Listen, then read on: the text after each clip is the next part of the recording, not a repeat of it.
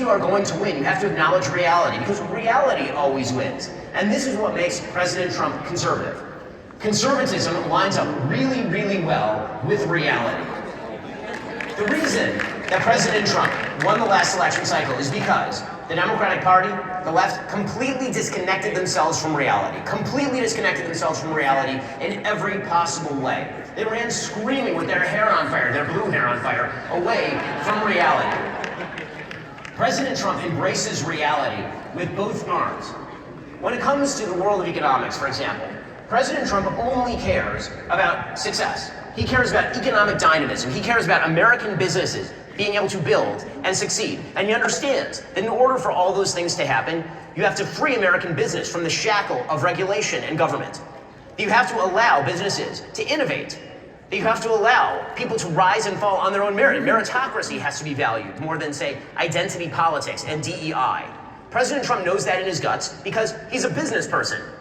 President Trump has had to make payroll. Unlike literally every leader of the Democratic Party over the course of my lifetime, he's not a career politician, which means he's always been answerable to reality. And that means that when he unleashes another businessman, Elon Musk, inside the government and says, go in there with a meat axe and start taking out programs, that is what a businessman would do. If you came into a business as a business person and it was rife with waste, fraud, and abuse, you wouldn't sit around and run a commission on it.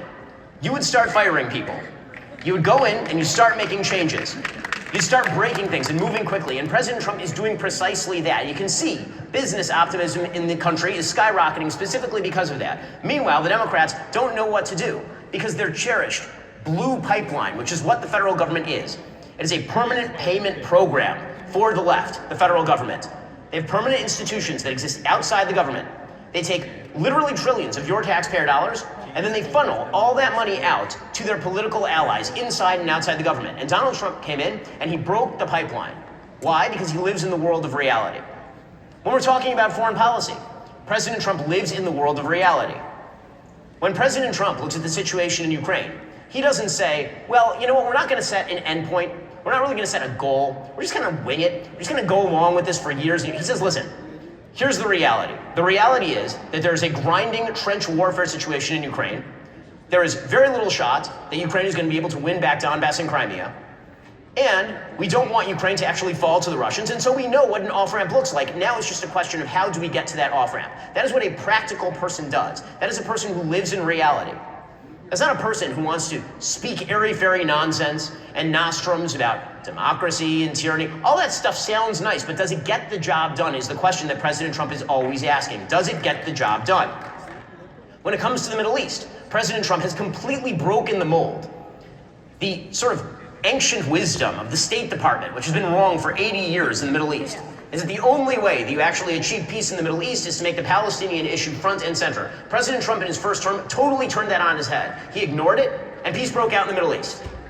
President Trump has now thrown onto the table a solution with regard to the Gaza Strip that is breaking people's brains and also happens to be the only plausible solution anyone has proposed in about a century in this particular area.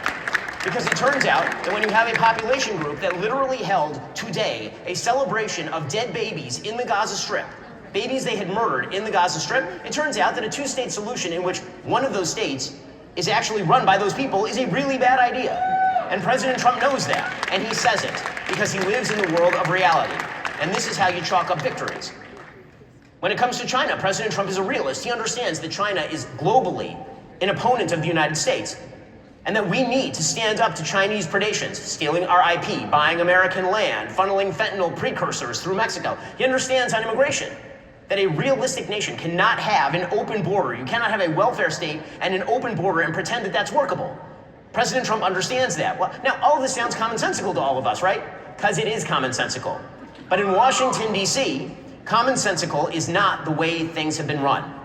Instead, people have been so wedded, not to victory, not to winning, not to achieving things, but to saying things properly in just the right way to get the right coverage in the New York Times or the Wall Street Journal or whatever media outlet they're pandering to, that they never actually think about what wins and what loses. And then there's the matter of the reality of our daily lives.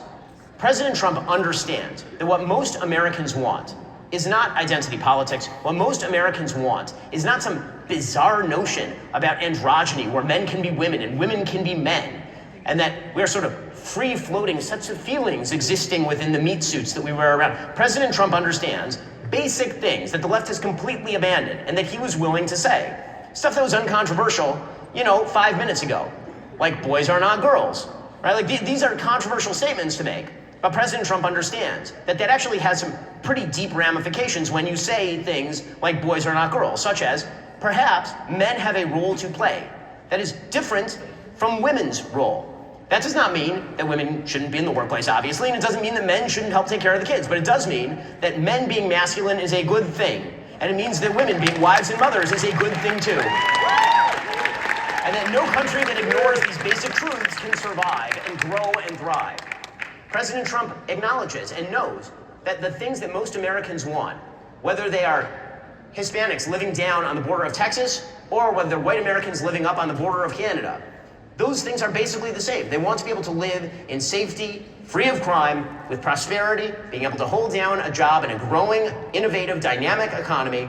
They want to be able to go to their church and worship God and share that with their community without the government getting in their way. These are all things that, again, sound so easy. They sound so easy. But the way that President Trump measures whether a thing is true or not is whether it works. And that is why he has been so unbelievably successful. Now, when it comes to us, what can we do? This does say something to the rest of us. I think that I talk for a living, right, which is a really fun way to make a living. But the reality is that people come to me all the time and say, how do I make a difference in politics? And obviously there are things that we all can do, right? I spent the last election cycle campaigning with a variety of Senate candidates and with President Trump. I went out and I did things, but the things that most of us can do, aside from all the normal political fighting that Steve was talking about earlier, which is really important, the thing that is most important is to live a reality-based life, to be a model to our children, to be a model to our community, to build the social fabric that actually makes this country work, to create the businesses that make the country function, to engage in everyday common virtue. Because the truth is, the country is not just built by President Trump. We love President Trump. He's doing an amazing job. He should continue to be healthy and well and continue to succeed day in and day out. We're all praying for him. Okay, but the country also runs because of the people who are doing the everyday things, whose names we don't know. Right? You, people I know, all the people out there who are just living with their families and bringing up their kids in the correct fashion in a country that is growing and thriving, building those building blocks, taking those building blocks and actually making the country work on a day-to-day level. President Trump is clearing the field for you. He's clearing the field for me.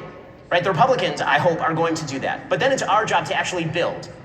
And that's what we should be focused on, not just on politics over the next 4 years or 8 years or 20 years.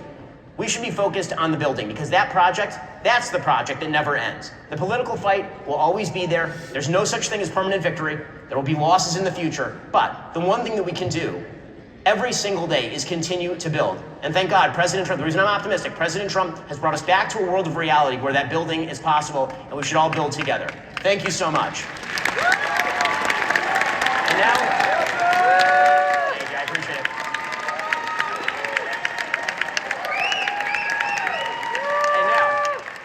The opportunity to welcome out my buddies from the Daily Wire for an episode of Backstage Live.